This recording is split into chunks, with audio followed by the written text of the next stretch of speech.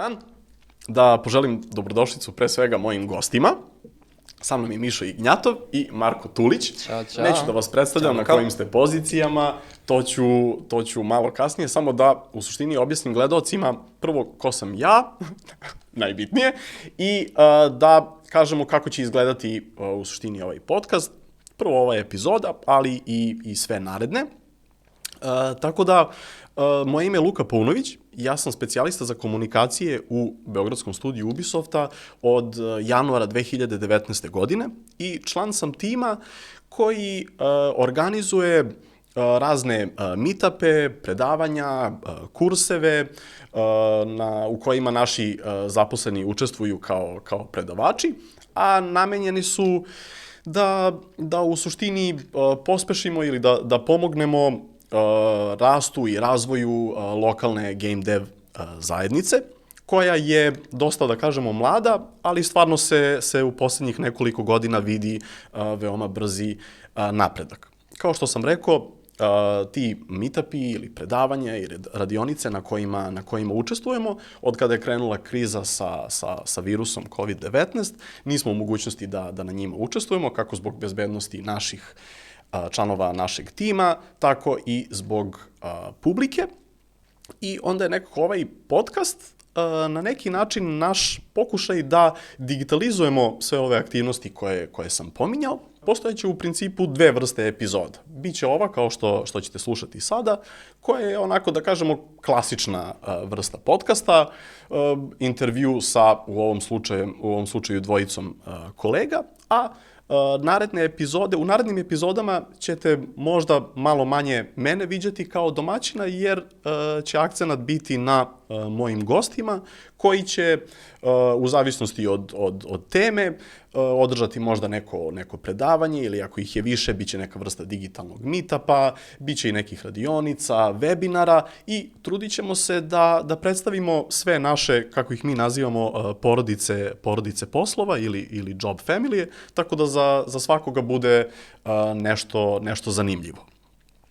Ja ću sada malo da vam ispričam o Beogradskom studiju, koji je osnovan 2016. krajem 2016. i tada je ekipu sačinjavalo nekih, recimo, 10-ak programera, samo su bili programeri, i uglavnom se njihova ekspertiza je bila su bile PC verzije igara na kojima smo radili.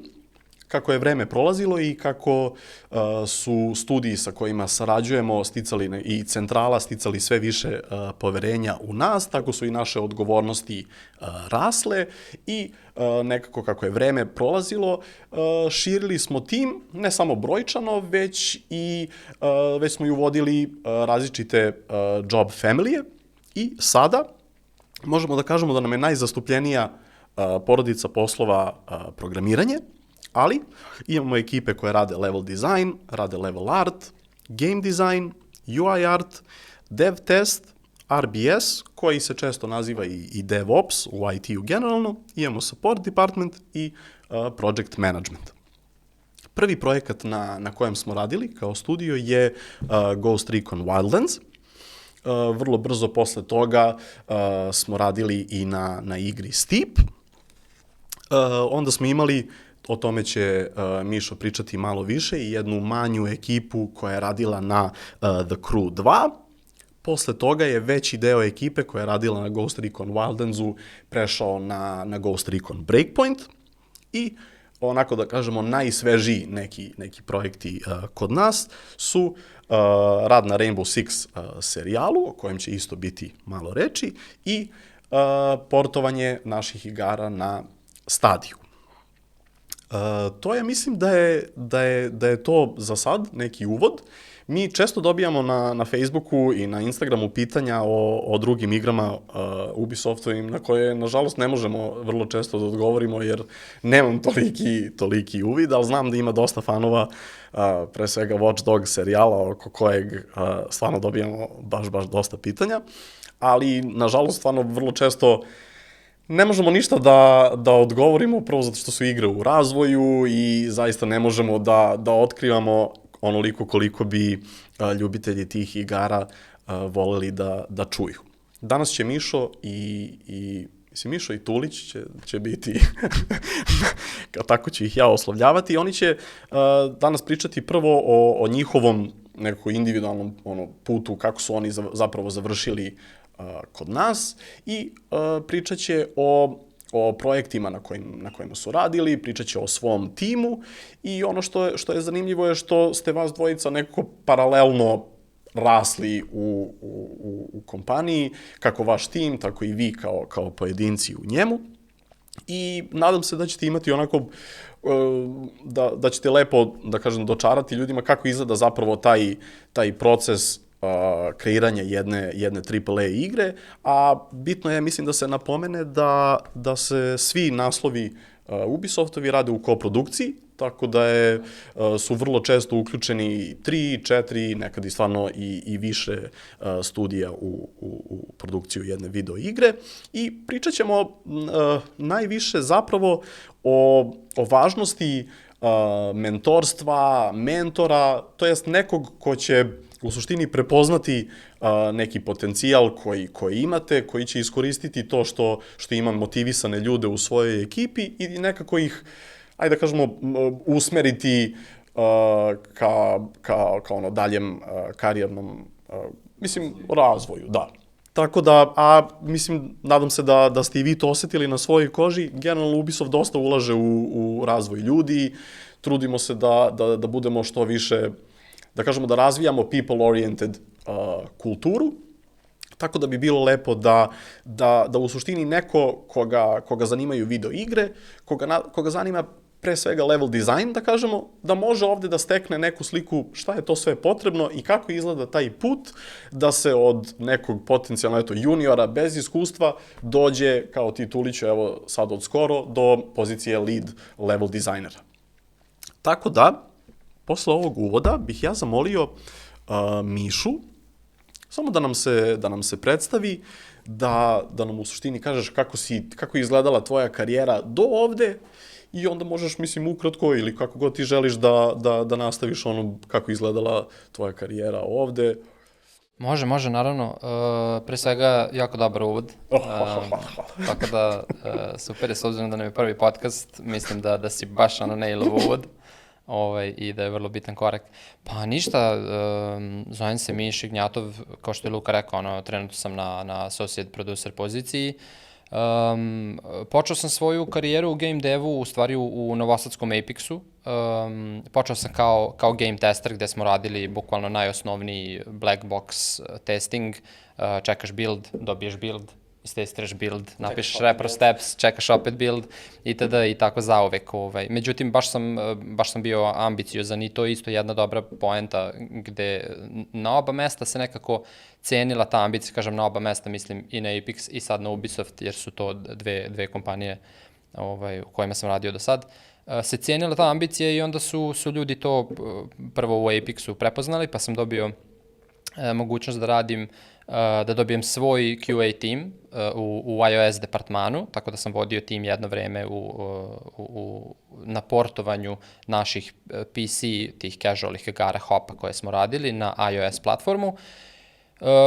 Dok nisam na kraju dobio, bilo je pitanje, hej, kao, super radiš, da li bi želeo da vodiš možda svoj projekat, na što sam ja bio, naravno da, tako da odatle kreće ona priča, dok me nije i Ubisoft nekako prepoznao i kontaktirao i pružio mi priliku, i nakon, moram reći, rigoroznog procesa, selekcije, tu sam. I to je to, da, radio sam na Ghost Recon Breakpointu, sad radimo na Rainbow Six Quarantinu, i to je to. A rekao si rigorozan proces selekcije, šta to tačno, kako je to izgledalo? Pa u suštini to je bilo jedno i veliko iznenađenje za mene, zato što je u stvari to bio prvi pokazatelj koliko se traži od ove pozicije, jer čim ti moraš da prođeš više krugova koji su onako bili prilično dobro osmišljeni, ne bih sad da ulazim da gubimo vreme na kako izgleda sam proces selekcije, ali s obzirom da ima više krugova koji su baš onako precizno osmišljeni da vide koje su tačno tvoje jačine, koje su slabosti, to mi je bio prvi pokazatelj koliko je u stvari bitna pozicija i koliko se ceni da je dobar čovjek na toj poziciji. Ne kažem da sam dobar čovjek za tu poziciju, ali neko drugi je rekao, tako da sam tu. U suštini to je to. Ne, mislim, stvarno, izdizajnirano je tako da ti prikaže i jačine i slabosti i što je jako dobro, a to su mi rekli pri razgovoru i kad sam zaposlen, da ideja nije da sad sve moje osobine se podignu na neki nivo koji će da zadovoljava sve kriterijume, nego, ponavljam, to mi se baš jako svidelo, nego su mi rekli, želimo da koristimo tvoje jačine do maksimuma, a slabosti da ti podignemo samo do nekog zadovoljavajućeg nivoa, ali kao bukvalno zapošljavamo te zbog tih seta veština i jačina koje imaš, i to mi je bilo ono kao još jedan pokazatelj da se stvarno ovde radi na tvojim jačinama i nešto što u stvari tebe čini tobom. Možda zvuči kao, ovaj lik prodaje Ubisoft, ali mislim, to mi je baš mi je bilo prijetno iznenađenje. Tako da, to je u suštini to. Hoćeš ti, Tuliš, da se predstaviš ili da ja uđem u poziciju? Ajde, mogu se predstavim, pa možeš da nastaviš sa više priče o... Mislim, svakako ćemo pričati o Mišinom timu. Naravno. Šaltamo. Ništa, ja sam Marko Tulić, trenutno sam, može se reći od skoro, lead level dizajner u Ubisoftovom studiju u Beogradu. Recimo da se profesionalno level dizajnom bavim pa skoro 3 godine, u aprilu sledeće godine će biti 3. Pre toga završio sam grafički dizajn i time sam se bavio dosta dugo i web dizajnom.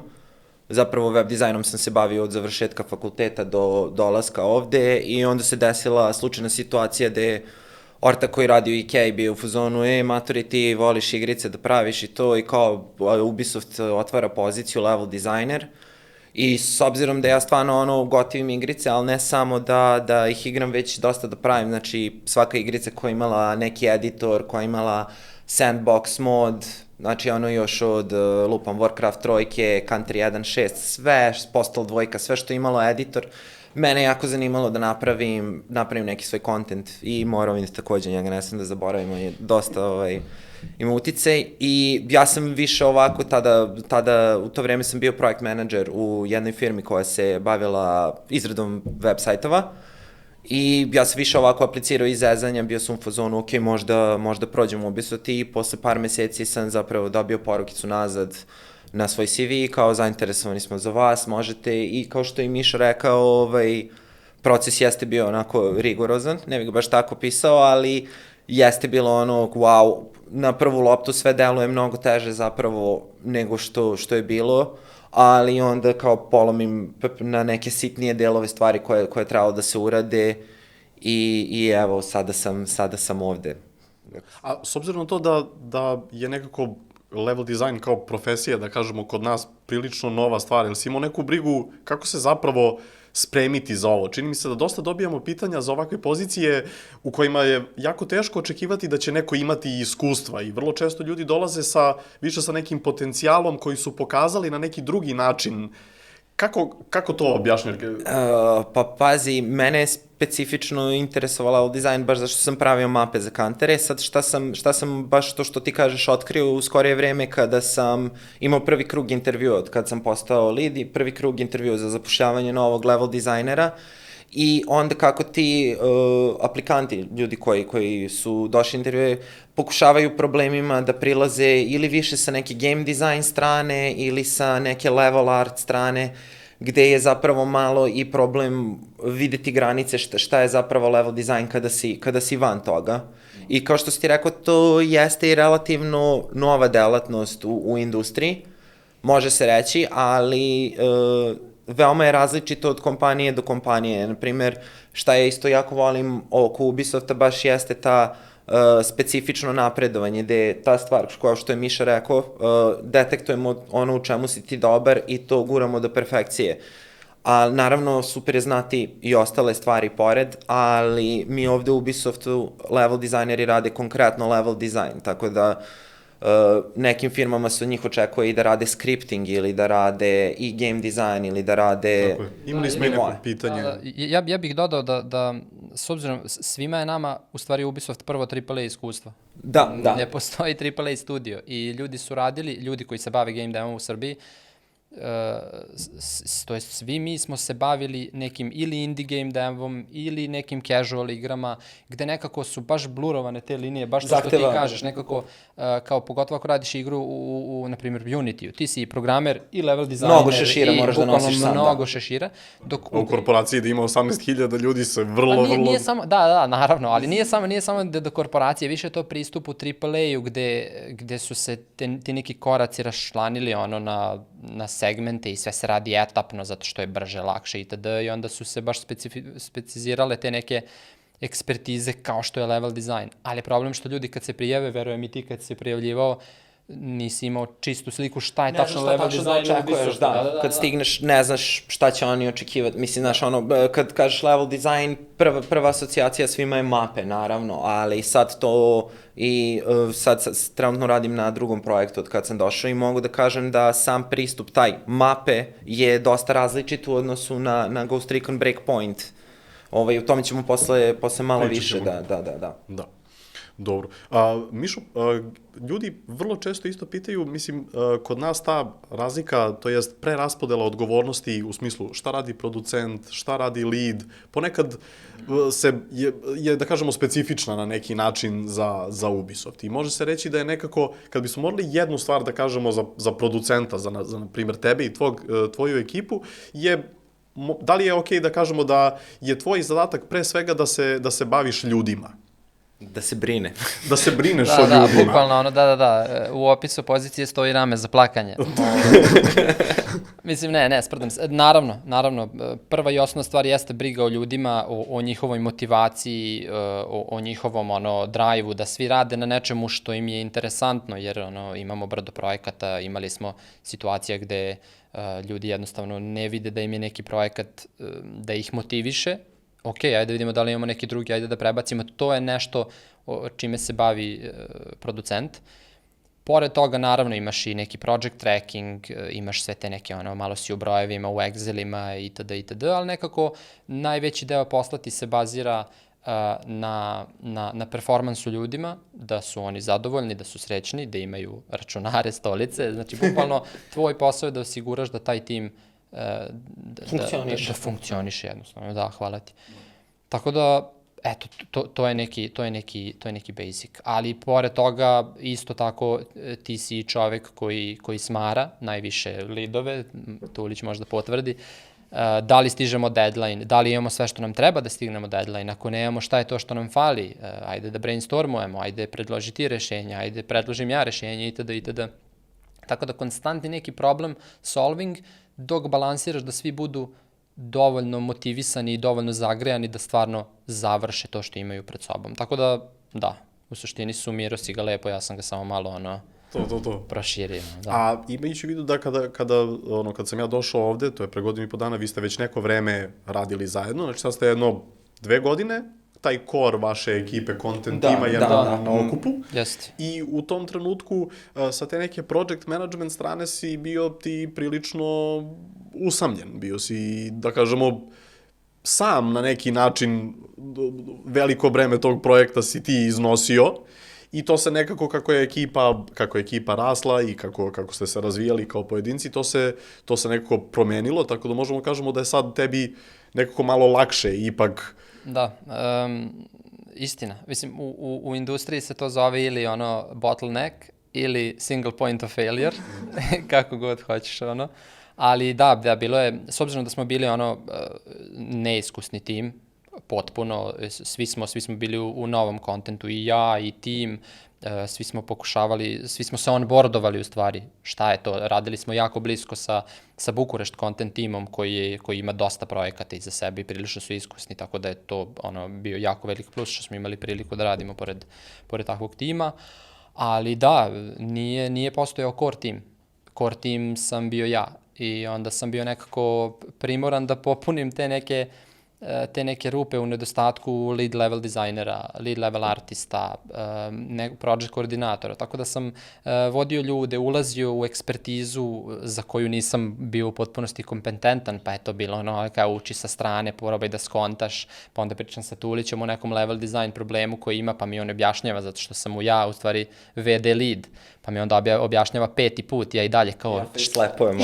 šta pričaš ti, razumeš, ali kao ja sam taj koji mora da iskomunicira dalje ostalim kod dev studijima, da li to Bukureš, da li to Pariz, ja sam u stvari point of contact, tako da je bilo vrlo zanimljivo, bio sam i u ljudima, i u Excelima, i u mailovima, u svemu živom, ali moram da kažem da je tim bio jako strastven i jako zagrižen i jako napaljen u nedostatku mislim da je napaljen najbolja reč, ne znam da li je za podcast, ali nema veze.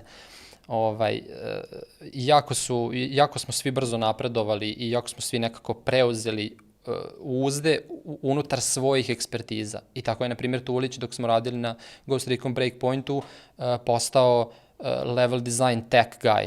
Znači, bukvalno bilo koja tech pitanja koja smo dobijali, da li od Bukurešta, koje su vezane bile za naš mandat beogradski, idu Tuliću. I u jednom momentu jednostavno je prirodno bilo da ne budem ja taj point of contact i da se ne igramo gluvih telefona, nego Tuliću, iskomuniciraj, pričaj svojim jezikom, to je level design jezikom, sa level design ekipom, da se ne igramo nekih gluvih telefona, jer kao ja napišem, pitam Tulića, on mi kaže šta treba, ja napišem odgovor, onda mi stigne odgovor koji ja opet ne razumem, jako je bilo neefikasno. Mislim, radilo je, izdeliverovali smo, sve se to nekako, sve to prođe i sve je bilo cool. Nećemo priliku da vidimo posle šta ste sve deliverovali. Mislim, nismo failovali ni jednom momentu, ali nekako da, bilo je prirodna ta neka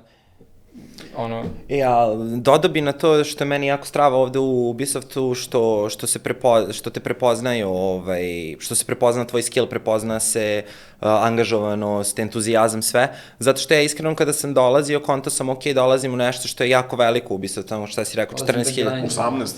18.000, na svetskom nivou, znaš, kao dolazim, kao da li će meni tamo iko da zna ime. I onda se, kao što Miša rekao, dešava situacija da ja praktično kao junior mi se javljaju ljudi koji su tu već neko vreme i kao za rešavanje tehničkih problema i gde kroz jako brz period ja postajem intermediate, dobijam intermediate titul u dizajnu i kao, ok, ovo je inače brže nego što se dešava, ali je jako strava zašto ja iskreno nisam očekivao prvo da se to prepozna, da će stići do vrha i da će se toliko i prilagoditi sve da ja kao napredujem. Ali to je isto specifična situacija zato što ti si bio u prvom beču level design tima u beogradskom studiju, pa i naši nekako ti procesi procenjivanja level dizajnera možda nismo bili toliko uigrani i onda ne bih rekao da je taj brz napredak brz jer je inače brz, nego jednostavno si ti bio na tom nekom nivou pa si brže dostigao taj nivo ili smo mi inicijalno možda nismo procenili kako treba, zato što opet kažem... Ne znaš kako da proceniš, prvi put ceniš. Da, nemamo još, sad već imamo to iskustvo i sad kada procenjujemo nove aplikante to je prilično spot on, nema... jako retko se provlače neke greške tog tipa. Tako da, da. I sad kad smo kod tog procenjivanja, to mi je bio možda highlight moment sa intervju, sad da ne pričam šta je ceo intervju, ali poslednja faza je tehnički intervju i tada se radilo sa kolegama u Bukureštu, iz prvog beča dizajnera. I u jednom momentu sve je išlo super i sad me pita ekipica kao šta ti, kao koji su ti hobi, šta ti imaš od hobija, a ja sam toliko frizovao zato što sam fokusiran na level design i da sam si ja u jednom momentu ovako krenuo po sobi i kao gledam po sobi i sam pa volim da čitam knjige.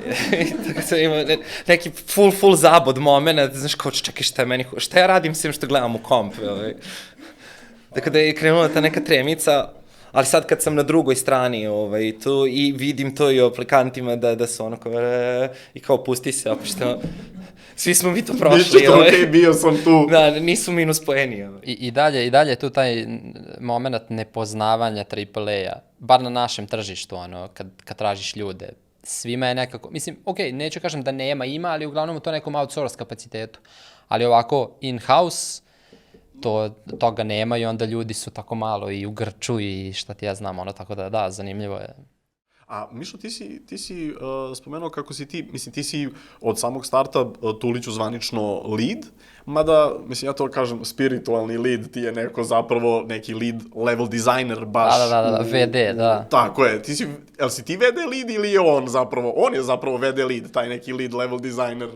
Mislim, sad jeste lead level designer, mislim, nema šta, ali tad na Breakpointu sam ja bio VD, da. I kako onda izgleda ta interakcija između, eto, Tulić u tom trenutku junior ili možda je već intermediate, ti si ovde lead sa strane, kao producent, a ima zapravo u Bukureštu kao studiju sa kojim baš intenzivno sarađujemo. Kako funkcioniše, na primjer, i oko feedbacka i oko svega, taj odnos u suštini između vas trojice zapravo? Da. U suštini, da, moj feedback ka Tuliću je bio na osnovu naše kolaboracije, naše komunikacije i samim tim kako je on tad svoje taskove izvodio, kompletovao, deliverovao, šta god.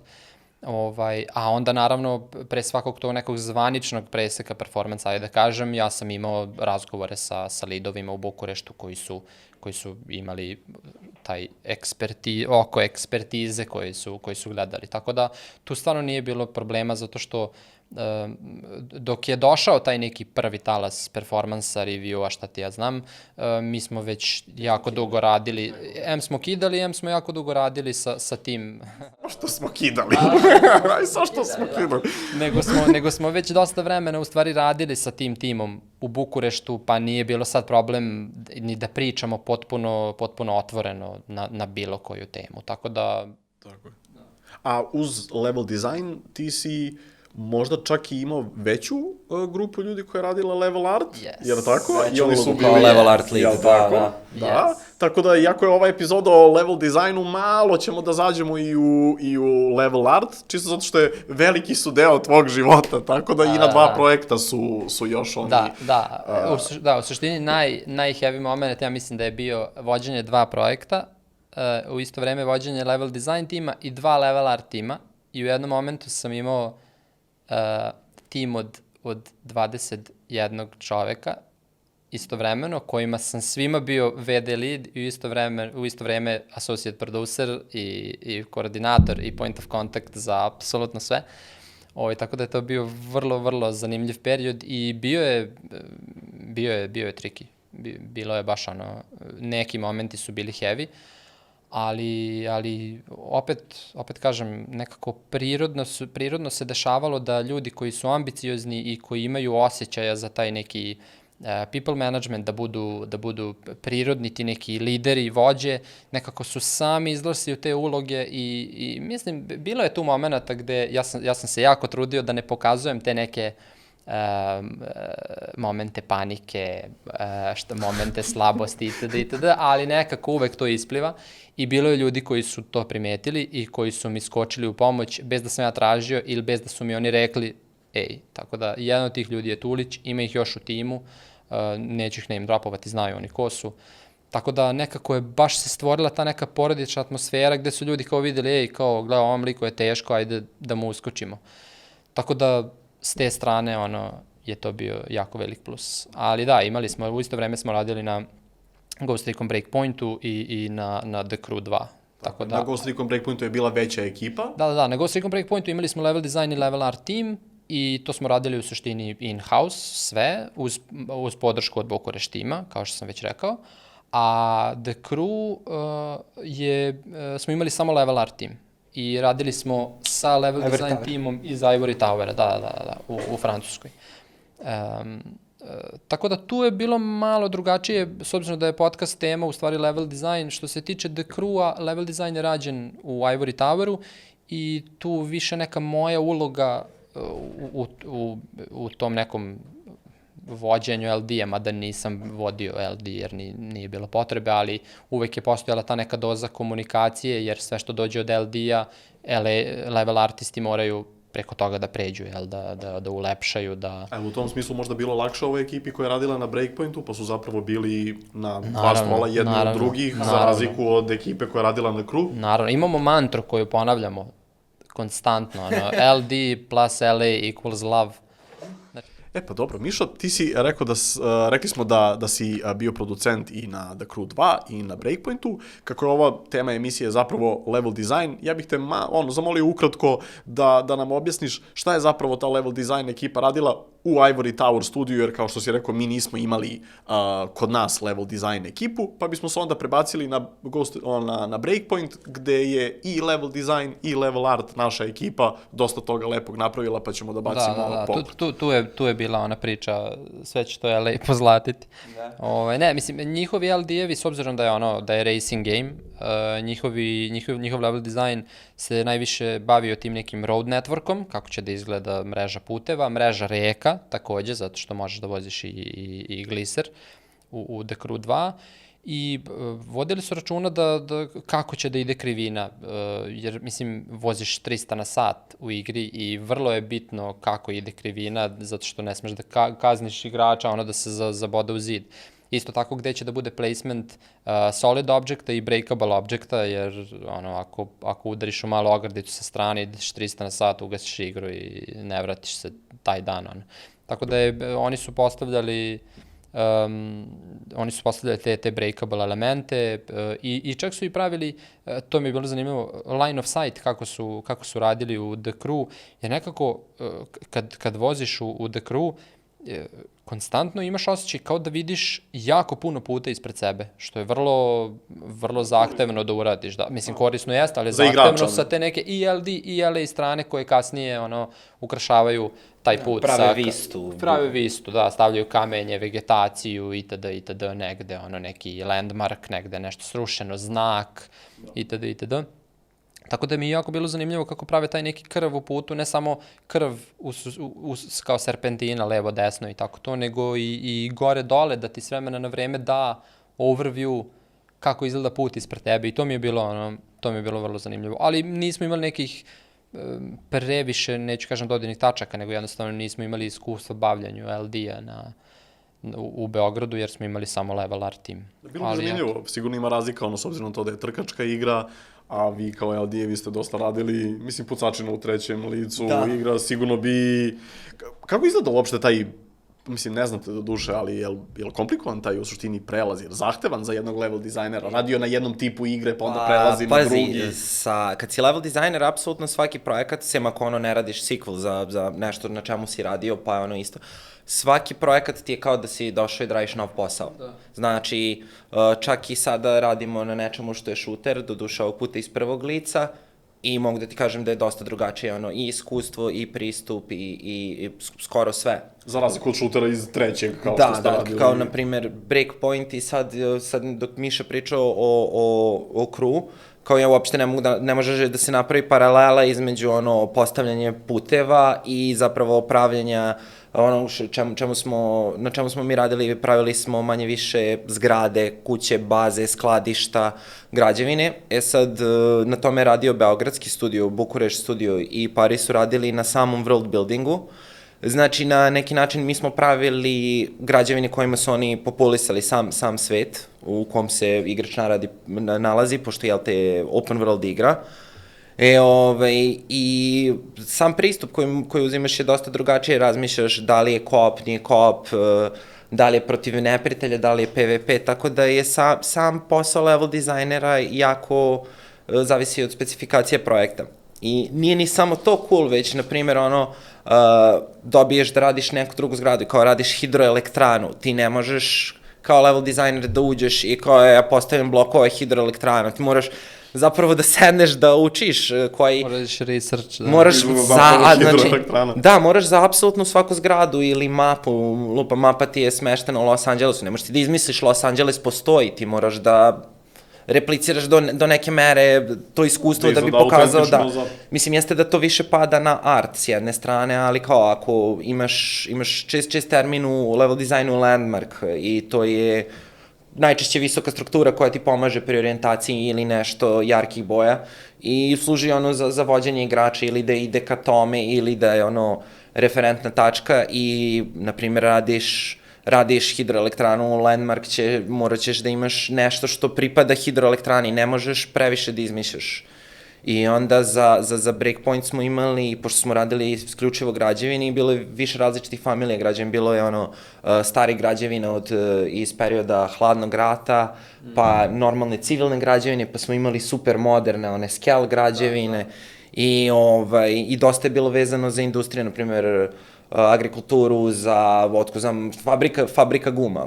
Ti dođeš i kao, kako izgleda fabrika dronova. Fabrika dronova, to je još teže. Šta je fabrika dronova? Ne možeš čak ni da odeš da nađeš referencu za fabriku dronova, zato što je kao, ko je išao i fotkao fabriku dronova i onda, znaš, mora da ima conveyor belt, prenosnu traku, tu idu delovi i ceo proces je veoma iterativan, ići ćeš napred, nazad, imaćeš na umu, znaš, kako bi se ovo strava iskoristilo za taj landmark ili za ključni moment ili šta bi mogli uopšte da budu kaveri u smislu mesta gde igrač može da se sakrije, pošto to je jedan od osnovnih elemenata takvog vrsta šutera, cover shooter, looter shooter, šta god, gde ti moraš da imaš neko mesto za predah i onda kao u fabrici ne možemo u apsolutno svaku zgradu stavimo četvrtaste kutije, i kao šta se tamo nalazi, koje vrste soba su potrebne, kako su te sobe povezane, s različitim sistemima moraš da razmišljaš i mi smo u Beogradu radili te zgrade, a rekao sam, ovi su radili postavljanje tih zgrada u svetu i naravno imali smo saradnju, imao sam super saradnju sa World Builderom iz Pariza, gde smo zajedno manje više radili ceo region. Shout out za Guillaume. Shout out za Guillaume, my brother from another mother. Baš je bilo super iskustvo i nekako sve to kad dođe na mesto, kada se uradi, stvarno i lepo osjećaj i lepo izgleda. Imali smo priliku da radimo jednu od najbitnijih građevina u... Da, sad sam teo da povučemo ovo, da pogledamo... Pa mislim da može, da je išao tamo. Da, još jedna zanimljivost dok otvaraš, dosta utiče i biom gde se nalazi zgrada.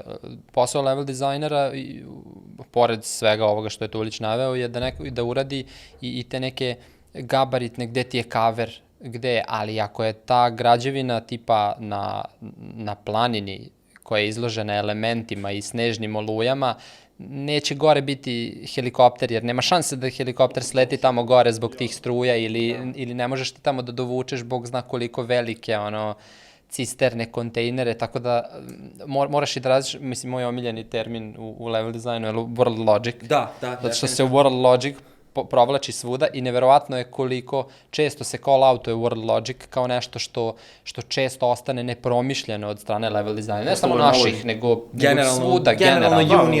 Juniorske greške su najčešće World Logic, da? Da, mislim, kako je to nešto dospelo tu? I kao, pa tu je, znaš, kao, pa da, ali nema se kako... Da, imamo skladište i dizajner stavi jedna obična vrata i unutra ima viljuškar i kao... Kako je ušlo? Vidiš ovaj viljuškar unutra, kako je on prošao kroz ta vrata. I onda imaš momente. Da. I onda, znaš, vraćaš se, stavljamo duplo vrata, pa kao koliko je ovo visoko. Imali smo situaciju, pravili smo garažu i kao garaža je u radu već 3 meseca, već je art ušao, radi detalje i kao u jednom momentu uzmem kamiončić i stavim kamiončić na vrata garaže i kao nikad ne bi mogo da uđu unutra. I kao... Napravili su kamion u garaži. U delovima. Kao klavir kad ti dostave pa su ga sastavili. Da, neverovatno koliko stvari onako koje su nama u stvarnom životu, kao zdravo, neverovatno koliko toga može da se provuče kroz sam level design, level art, jer sve praviš od nule i onda jednostavno ispustiš tako neki moment koji u stvarnom životu nikad ne je prošao i kao misliš kao, to je sve cool, razumeš, i onda prođe nekoliko koraka i onda te neki level design direktor ulovi kao, neko iskusan ko gleda te stvari i kao, šta je ovo i kao, moramo to da menjamo i kao, i onda setback. A proces je što kasnije skontaš, jel tako? Da, i to je gore, naravno. Da, ali World Logic, to je glavni i osnovni termin. Otišli smo na World Logic sa Tulićeve zgrade, ti si Tuliću pričao o nekoj lepoj zgradi na kojoj smo mi radili. Saradnji sa World Builderima, sad mislim da ona tu među prvim sadima bit će, evo je, prošlo, da, to smo, Guillaume je konkretno radio na svetu, znači terraforming se sad zove sad, oblikovanje samog terena i okoline, kakav će biti pristup.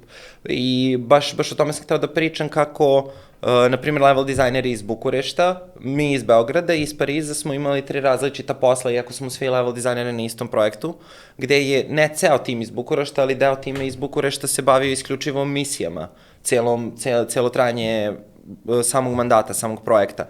I oni nisu na primjer, imali iskustva pravljenja tih zgrada, oni su se bavili mission dizajnom i samo to pokazuje koliko je versatile biti level designer, zato što ja možda ću na sledećem projektu da se bavim mission flowom ili quest line-ovima i sam level design zahteva mnogo saradnje, što sa drugim kolegama level dizajnerima, poneviše sa artistima, to je LDLA love, a tako moraš da sarađuješ i sa ljudima koji rade narativ, moraš da sarađuješ sa ljudima koji rade svetlo, koji rade zvuk.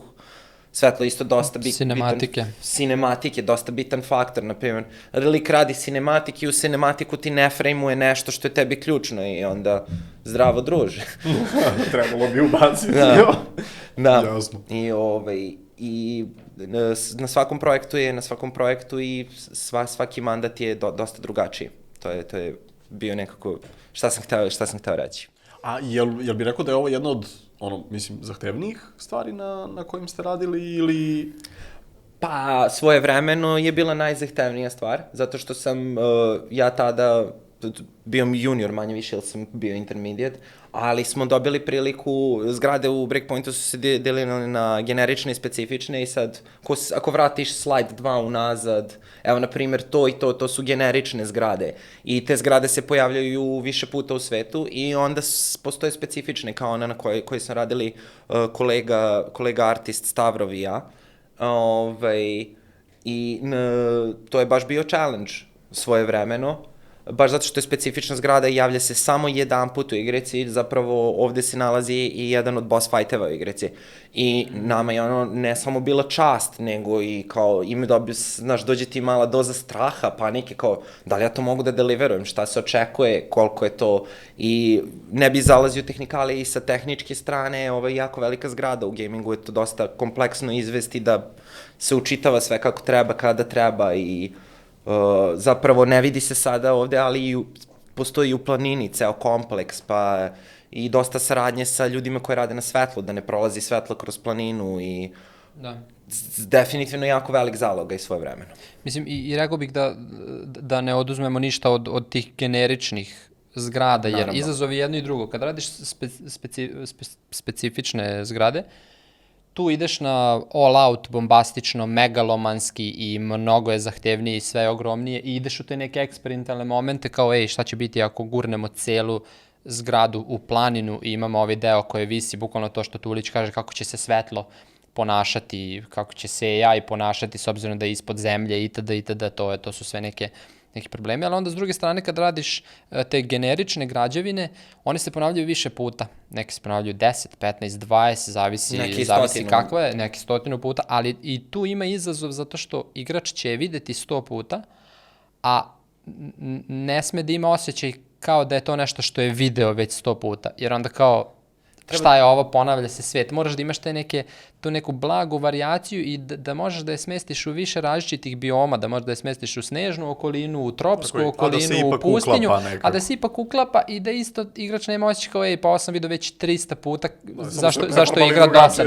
Da. Tako da smo imali i na tim generičnim neke tako osnovne varijacije kako da malo zavaramo da to ipak nije ista zgrada, iako jeste. Tako da i jedno i drugo ima neki određeni izazov. Challenge na drugi način, zato što treba da bude zanimljiva, dobra, ali ne unikatna. Znaš, kao ne sme previše da odskače, baš ono što je Miša rekao. Ali opet ne sme da bude, mora da bude, dobra zgrada, dobra da imali smo, sećam se, u jednoj generičnoj zgrada imali smo tipa u toj jednoj generičnoj koja se ponavlja 50 puta ili koliko već nije ni bitno, imali smo, na jednom stolu smo uvek imali pepeljaru, pljuge, lobanju i nemam pojma, da li flašu viskija, ono. To je neki Šonetov setan, Da, Šone, shout out to Šone. klasični Šone setup, ali... Lobanja i viski. Lobanja i viski i pljuge, da. Može. Ali problem je što ti kad 50 puta uđeš u istu zgradu i vidiš istu konfiguraciju tih stvari, razbije ti tu iluziju i odmah skontaš da je tu ista. I onda smo to u nekom momentu shvatili i call-outovali kao tim i onda smo razbili taj moment i odmah si razbio, to jest napravio si iluziju da nije ista, iako jeste. A sada smo spomenuli kao eto Sean je ubacio, imao taj fazon. Koliki, to je nešto što je onako, osjećam kao često briga ljudima koji pričaju sa nama, raspituju se za pozicije i valjda to je onako ujedno valjda i neka razlika između nekih, da kažemo, više indie studija i nas. Koliki je zapravo, a i ti si Tuliću sad, kada si pričao spomenuo, kao da li sam bio intermediate, da li sam bio junior, koliko je zapravo jedan junior ili intermediate Tulić pre godinu i po dana radeći na ovako nečemu, koliko je zapravo tvoj neki koliko lični slobode, da, jer to je, realno je pitanje i osnovno nekako vole ljudi, bitan je projekat na kojem radiš svakome nekako. Da ću ti priliku da obriš, ali mislim da je tu taj neki strah, baš zato što kao, ovo je sad AAA, ovo je sad velika korporacija, imaš art direktore, imaš art direkciju, imaš brdo neke dokumentacije koje ti moraš da poštoješ, ali stvarno nije tako. Uvek možeš ti da nađeš te neke... Da ostaviš svoj neki trag tu, da nekako doprinesu. Da, izvini, kaži šta sam mislio. Pa ne, hvala. Kako se zove, pazi, dva faktora pre, easter eggovi se apruvuju, ali šta direktori u review ne uhvate, to je prošlo, praktično, ali drugi problem koji može da stvori je onaj age rating ili, znači, sad ne možeš baš da uzmeš i kao sakriješ u dečju sobu 100 flaša viskije u ormar i budeš u fazonu, ovo će nekom bude smešno, zato što možda nastane neki legalni problem, ali ovako, zapravo možeš jako puno da imaš neki svoj potpis, ali jednostavno, evo sad sarađujemo manje više s istim ljudima već 2 godine i ja kad uđem u sobu, kao u engine-u, ne stvarno,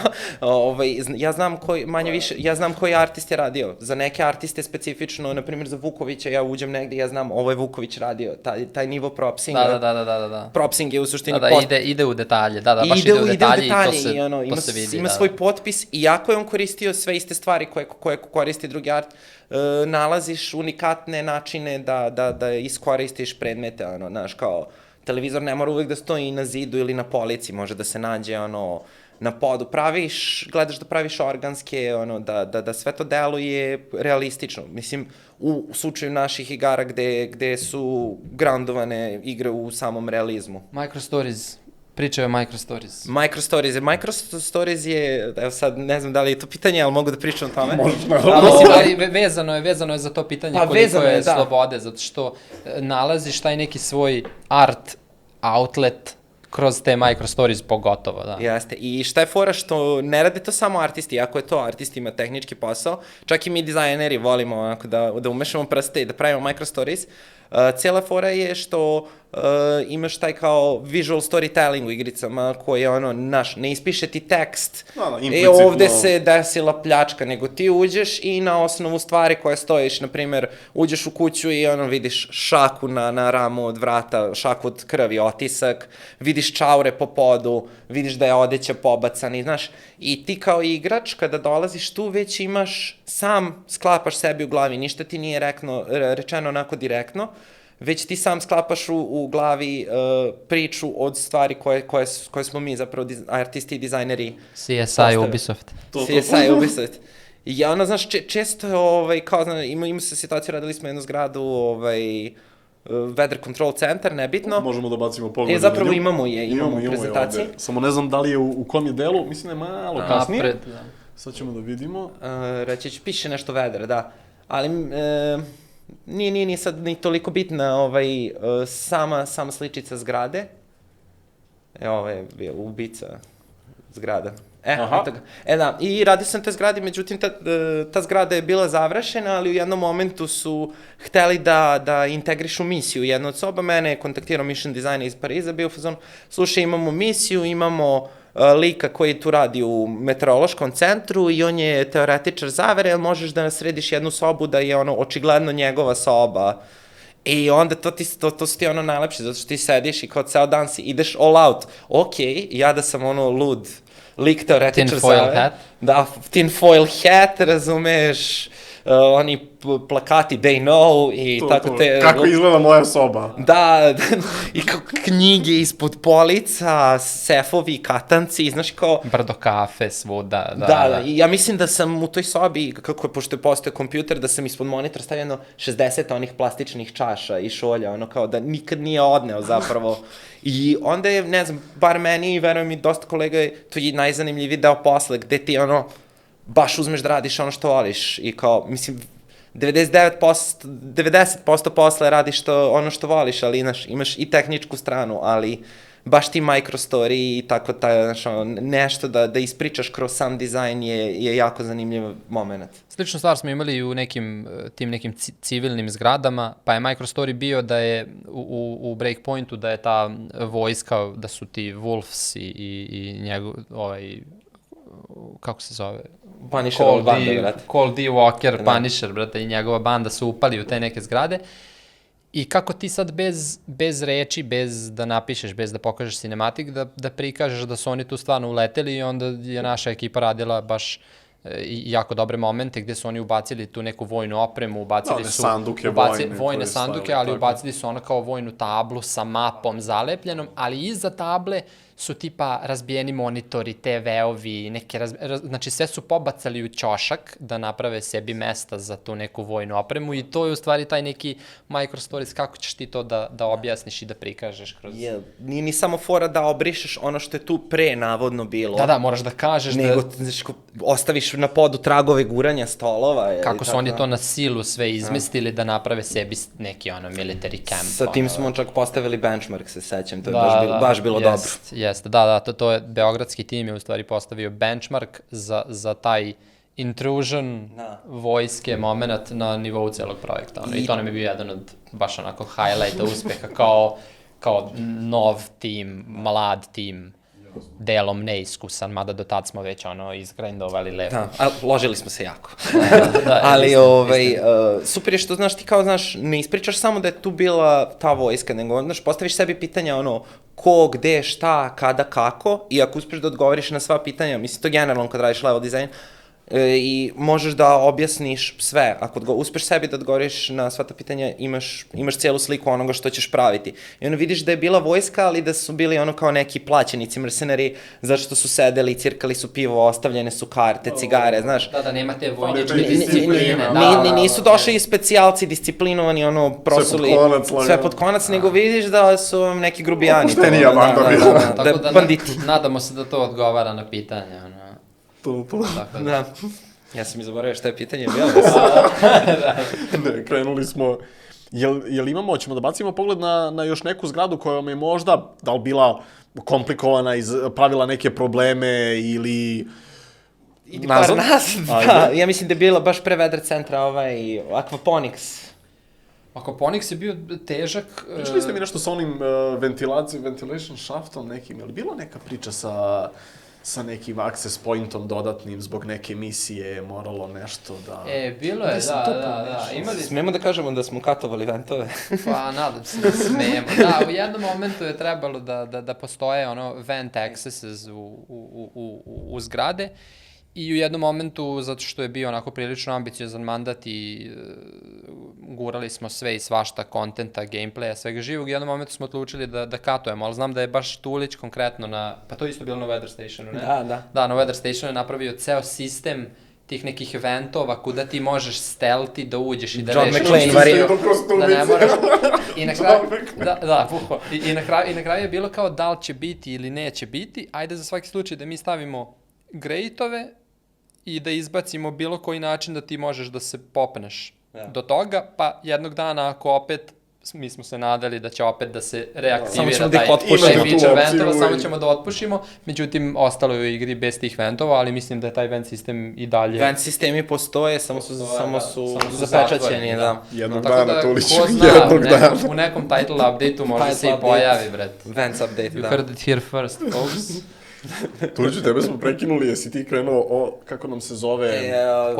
Aquaponics Farm, da, ovo je možda bila najužasnija zgrada za uraditi, zato što Problem sa visinom njenom ili nešto, sa to je gale, ja mislim, da, naš da. kolega Gavrilo je na CGA konferenciji prošle godine radio showcase ovaj, pa vam je možda poznata ova zgrada ako ste bili, ali znam da je bilo nešto Ne, u vezi. ova zgrada je lomila sva pravila, zato što je u tehničkom smislu sve budžete prelazila, u level design metric smislu ništa nije moguće da bude, nije moglo da bude legalno zbog tog čudnog okruglastog oblika. Jednostavno, i u jednom momentu je bila toliko visoka da engine, ti kad pogledaš gore, engine nije uspeva da izrenderuje koliko je visoka i onda su morali kao čekaj, stani ovo, ne funkcioniš, ajde da mi... Da, baš je bila ono ne znam, ne vidi se sad baš ovde kroz ove stakliće, ali unutra ima jedno 20.000 kupusa i krastavaca. I šargarepa, I šargarepa, se sećaš? Čak smo imali jednom momentu feedback, zamenite šargarepe krastavcima. Ili suprotno je bilo. Ne sećam se, ali verujem. Da. To je, tako da... Još jedan zadatak za ekipu. Tako da i to pokriva level design posao, da takve stvari. Ali na neki način je bila challenge, zato što je inicijalno, kako je projektovano, svi su rekli, ovo nema smisla, ovo je nemoguće, ali smo toliko želeli tu zgradu da smo uspeli da je finaliziramo. I ako planirate da uđete u AAA game dev, u level design, počete da se bavite botanikom. Da, ovo između ostalo. Da. Zamenite šargarepe krasticima. Sad, Mišo, kad si ti spomenuo kao ako krećete da se bavite level dizajnom, možemo na neka pitanja da odgovorimo, možda možemo, naravno, da vidimo. Naravno. Mislim, sad mi je palo na pamet, zato što, kao ono što smo već i na početku pričali, kao kako čovek uopšte da zna da li ima osnov da se prijavi, da li ima te neke skillove, pošto nema mnogo ljudi ni sa iskustvom, teško je naći i level design praksu, ja mislim čak ono kao baš junior. Mislim da nema kod nas. Mislim da nije sasvim moguće, ali evo imamo pitanje onako neko najbazičnije, kako početi sa učenjem, koje predznanje je potrebno za jednog level dizajnera. I evo isto jedno vezano pitanje kao znanje kojih tehnologija je potrebno za dobrog level dizajnera, kao i savjet za nekog ko se upušta u te vode, tako da je to... Pazi, level design može da se radi sa papirom i olovkom, a ako imaš, znači možeš da radiš level design u suštini od nivoa board game-a. Kada bi radio sa tehnologijom, iskreno iz mog nekog iskustva pre dolaska ovde, pošto kao što si ti rekao, nemaš stvarno priliku da ti negde vežbaš level design, najbolje je koristiti igrice koje su gotove, koje imaju editor. Mislim, dosta ljudi krene sa, na primjer, Unity, Unreal Engine-om i kao ja ću napraviti nešto svoje, radit ću level design, ali ako želiš se baviš level dizajnom, mnogo je bolje da već koristiš sistem koji je funkcionalan, da je već gotov game design, gotov je zvuk, gotove su teksture, da ti ne trošiš vreme na nešto što u suštini nije specifično ono što želiš da naučiš. Si ti radio u Garry's modu? Radio Garry's Da, Garry's mod je, ja mislim, savršen alat za tako nešto. Ne možeš kažeš radio, ali glupirao sam se u Garry's modu. To, da, niko nije radio Garry's mod, da. Da, ali dosta sam klikto Garry's mod, da. To je čak zapravo, ja mislim, to u paketu sa Counter-Strike Source prva stvar koju sam kupio na Steamu, ko klinac. Tetku sam morao da ubeđujem, Keva nije htjela mi da karticu, da platim nešto preko interneta, ukrašće i pare, ukrašće i karticu. Hvala tetka. I hvala tetka, i onda sam tetku namolio, $15, sećam se dan danas, nije još bio Steam u evrima. Mi kupila Garry's mod i Counter-Strike Source i onda... I evo ga, čovjek. Da, čovjek liba. Ali da dodam na to, znači, da bi neko počeo da se bavi level dizajnom, najbolje je da uzme neku igru koja ima editor i da proba da napravi nešto svoje i kao pokaži ortacima, sam sebi pokazuje, izezaj se, simuliraj. Stvarno, level design kreće od znatiže. Naprimer, ja dosta i kao i dan danas radim mape za Counter-Strike, za Global Offensive, ali ne radim ga ne na nekom ozbiljnom nivou, zato što ne radim art. Radim samo flow mapa i radim basic neke teksture i to je dosta pristupačno.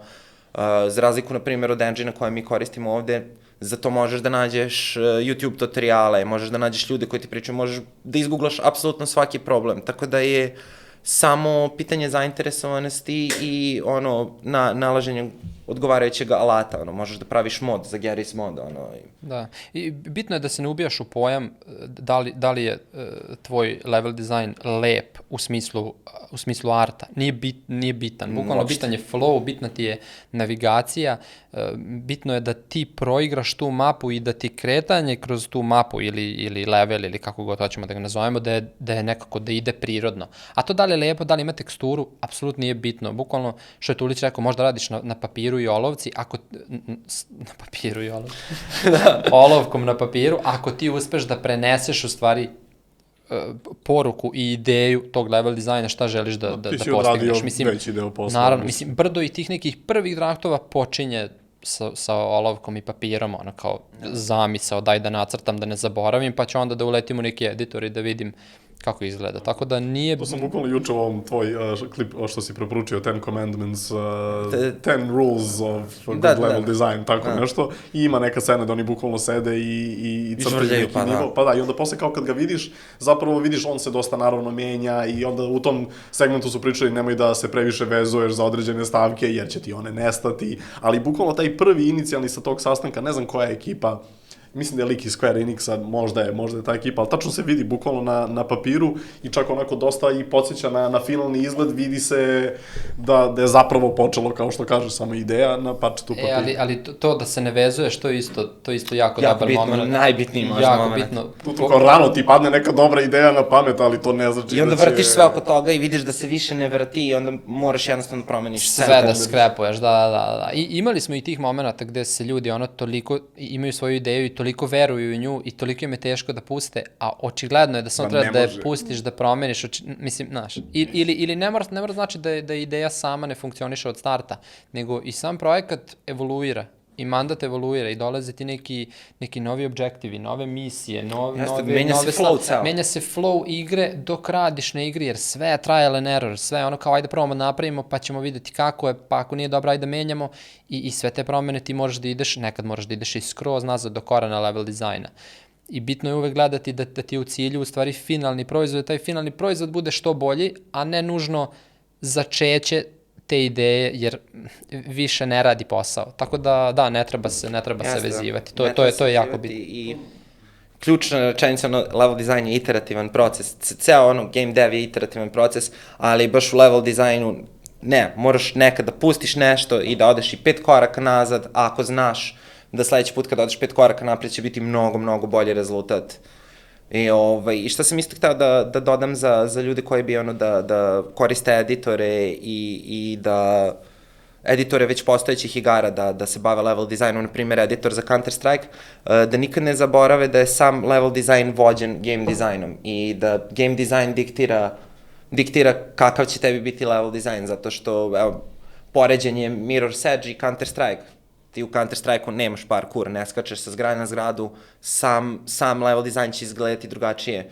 I onda da uzmeš u obzir i ono šta igra zahteva da bi bila zabavna, da uzmeš u obzir kada praviš nivo koji ti želiš da bude zabavan. Da, game design diktira level design diktira level art u suštini. S tim da postoje slučajevi, s obzirom da jeste konstantne su iteracije, da konstantno imaš te neke setbackove, nekad do level design stage, nekad do game design stage, ali baš zato ne treba da klinguješ jako, nego kao ajde problem solving, da zajedno sednemo, da vidimo, da rešimo i da ispravimo u bilo kom stadijumu, samo da to funkcioniše na kraju. A kad smo se već uhvatili smo s ove simpatične greške kao prouzrokovane, pa da ljubavlju vole ljudi taj nešto što slatko im je to što su smislili, jako im je teško da se pomire s time, da moraju toga da se odreknu. I imamo još jedno pitanje koje mi čini mi se da možemo da se nadovežemo. Pitanje glasi koje su uobičajene greške ili ključne stvari koje dizajneri traže nakon završetka prvog prolaska nivoa, koje su neke uobičajene mane u dizajnu nivoa koje imaju tendenciju da se predvide?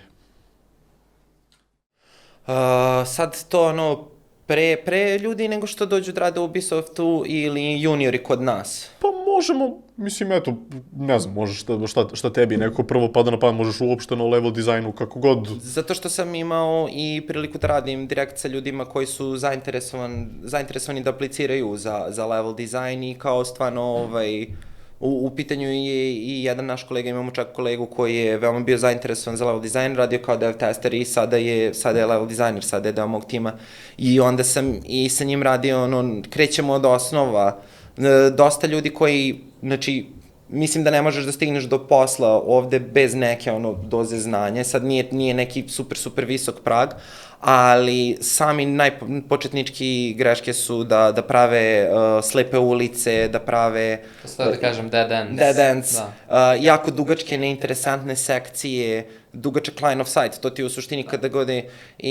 A recimo ljudi koji su zaposleni u Ubisoftu, kao level dizajneri, manje su greške, onda mogu samo da predvide nešto u smislu da ako stojiš na ovim vratima ti vidiš kroz sledećih 6 prozora, što ono ne sme da bude slučaj, vidiš predaleko ili ne vidiš dovoljno daleko ili prostor jednostavno nije dovoljno velik za svoje potrebe. Nekad nije samo ni do line of sight-a gde ti vidiš kroz 5 vrata u isto vreme, ako ti je hodnik jako dugački, imaš vrata, nekad je stvari performansi.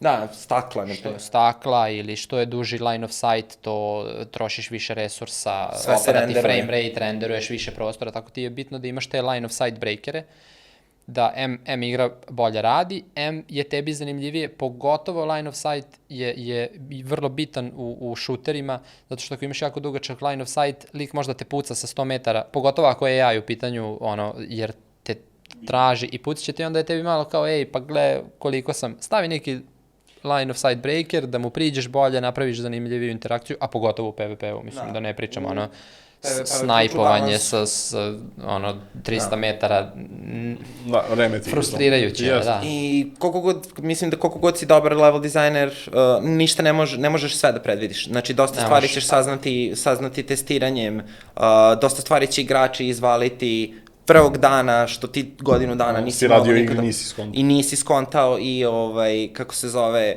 naći će mesto gde mogu se popnu, naći će, dobro to sad kao pravljanje bagova ili bagovanje igrice, eksploitovanje, okej, ali nekad je sam dizajn takav da, znaš, kao, ako vidi, ako stoji na ovom prozoru, on vidi celu mapu odavde, njemu niko ne može priđe s leđa, znaš, kao, i onda balansiraš, daješ risk-reward pozicije, okej, ti stojiš odavde, vidiš celu mapu, ali ovi od dole svi tebe vide. Da, praviš te neke trade-offove, da. Kao, na primjer, kad stojiš u kanteru na DAS dvojci, ako stojiš na A sajtu, ti stojiš na kutiji, možeš dole da vidiš CT, možeš da vidiš long, možeš da vidiš short, ali isto tako svi ti ljudi mogu tebe da vide. Viš kako pred znanjem o CS-u se dolazi na podcast. Čoveče. A sad sam baš vidio na tom kompu kad smo se spremali CSGO, rekao, da li igra on? Ja baš sam bot za Counter, ali imam više hiljada sati samo zbog pravljanja mapa.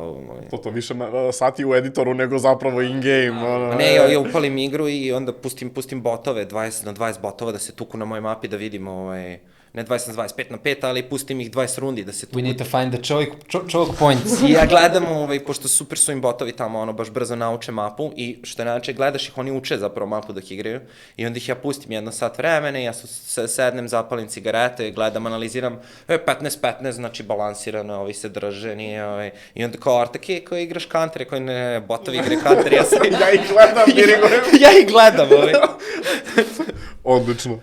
Sad sam se setio da smo malo zapostavili, nije namerno, ali vaš trenutni projekat o kojem ne možemo mnogo da pričamo.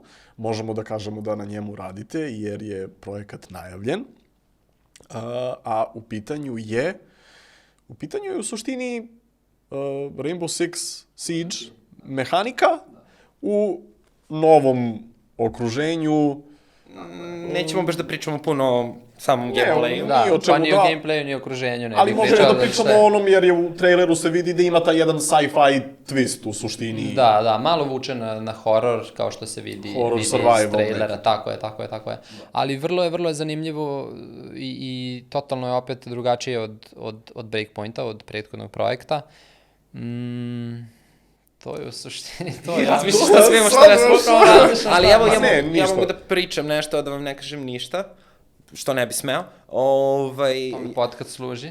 To, sad ćemo da vam pričamo ni o čemu još pola sata. Da, kako se zove, na primjer, eto na Breakpointu gde sam ja za vreme celog mandata, dok smo radili na Breakpointu, uradio 30-40 zgrada, da ovde radim sve vreme recimo na jednoj mapi i da to vremenom evoluira i da je dosta drugačiji pristup, da se sada bavim i samim misijama, objektivima, postavljanjem stvari ključne za misije, objektive, sad ću da ćutim, da slučajno ne otkrijem nešto.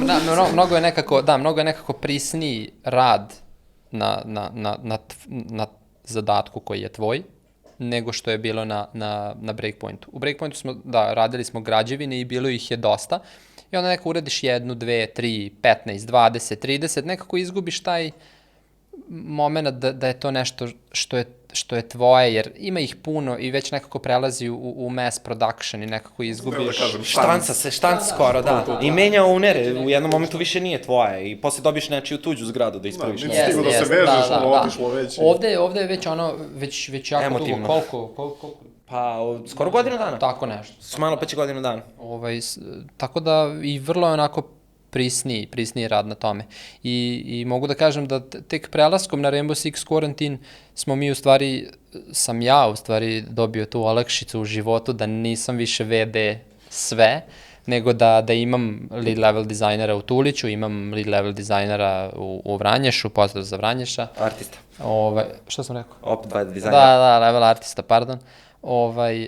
Tako da nekako i meni je totalno drugi doživljaj zato što sam pustio nekako totalno kontrolu nad tim nekim level design, level art temama i bavim se isključivo ljudima, motivacijom, rokovima i generalno šta i koliko možemo da izdeliverujemo, koliko možemo da uzmemo da bismo napredovali mi lično još više, da bismo iskusili što više tog projekta, a u isto vreme da ne failujemo, da ne odgrizemo previše. Tako da je vrlo onako zanimljiv jedan shift i u mom konkretno radu kao associate producera. Tako da... Ja sam baš bio happy kad mi je rekao, ja uopšte sad ne moram da brinem od level dizajnu, ti si tu, jedan ti nećeš ništa zezneš, ako nešto kritično dođi kaži mi, ali to je to. Da. Mislim i to je mač sa 2 oštrice, tako da... Ali za sad smo dobri, dosta. We good. We Gucci. Pa dobro, sad kad smo pokrili sva 3 projekta, odgovorili smo na pitanja ljudi. Je li ima nešto što biste vi dodali? Ja bih na kraju ostavio u captionu, u deskripciji klipa samo da poziv neki ljudima ukoliko ih nešto zanima, ukoliko možemo neku literaturu, čak neke klipove, neka predavanja, nešto da podelimo. Ja bih ponudio svoju mail adresu, pa Tuliću konsultovao bi se s tobom da delimo ljudima šta god ih zanima. I ne bi ni bio prvi put da to radimo, tako da kogod ima neka pitanja, nek šalje i... Level design biblija koju... Da, čuvamo za zainteresovanje. To. Tako da sva pitanja su dobrodošle i meni je stvarno u interesu zato što, kao što smo rekli, level design nije puno zastupljen u Srbiji i generalno i ja sam jako srećan kada vidim da neko želi i ima entuzijazma da se bavi time i kao ambiciozan i baš je bilo prijatno iskustvo da sada kada smo imali poslednji krug zapošljavanja ljudi, da se toliko mladih ljudi koji su pored svih tih nemogućnosti da ti što učiš o tome spoljno, uspeli da steknu znanje i kao i mene stvarno sam uvek srećan kada su takvi scenari. A i kao tim i kao studio smo onako prilično gladni za sve većim i većim projektima i mandatima, a to dolazi nekako sa veličinom tima. Mislim, trenutni tim napreduje, ima više iskustva, postoji ta progresija, ali da bi uzeo neke veće mandate i u nekim većim projektima, zahteva i veći broj ljudi, tako da kako nam raste ekspertiza, tako bi trebao da nam i raste broj samih ljudi u timu, tako da... Tako se bližimo Assassinu i šansi za Assassinu. Da, to je da. Assassin's Creed kao flagship, kao cilj. To je number one pitanje, kad neko sazna radiš u Ubisoftu, ti praviš Assassin's Creed. I number one pitanje sa Facebooka, će neki Assassin's Creed prvi srpski ustanak da bude uskoro, rekao, ne znam, ne pitanje. Da. Najčešće pitanje. Ćemo završimo na Assassin's Creed prvi srpski ustanak, osim ako nemate još nešto da dodate. Ništa, odlično. Ništa, to je to, shout-outovalo smo Šoneta. Ili Gavrilo Princip. Da, jeste, o tome smo pričali, da. I to je isto, ono. Da, možda ne treba javno da pričaš o toj ideji, čisto da neko ne... Mislim da je već to spominjano, ono, po redditima ali bilo bi dobro, ono, da Gavrilo Princip radi parkour. Neko je pitao, kaže, hoće Watch Dogs sledeći da bude u Beogradu. Rekao, sačekaj da izađe ovaj, prvo. Da, polako. Četvrto. Ali pičovat ćemo ideju, definitivno. Dobro. Ništa, hvala ti, Luka. Hvala vama. Jel to to? To je to? To je to. Hvala puno, bilo je super fan. Hvala. Odlično. Kolega. Pa ništa, onda to bi bilo to. Ja bih da se zahvalim pre svega vama dvojici i vašim timovima koji su pomogli da vi budete ovakvi kakvi ste. I vidjet ćemo se, ne mogu da kažem kad tačno, ali trudit ćemo se stvarno da budemo redovni što se tiče ovih emisija.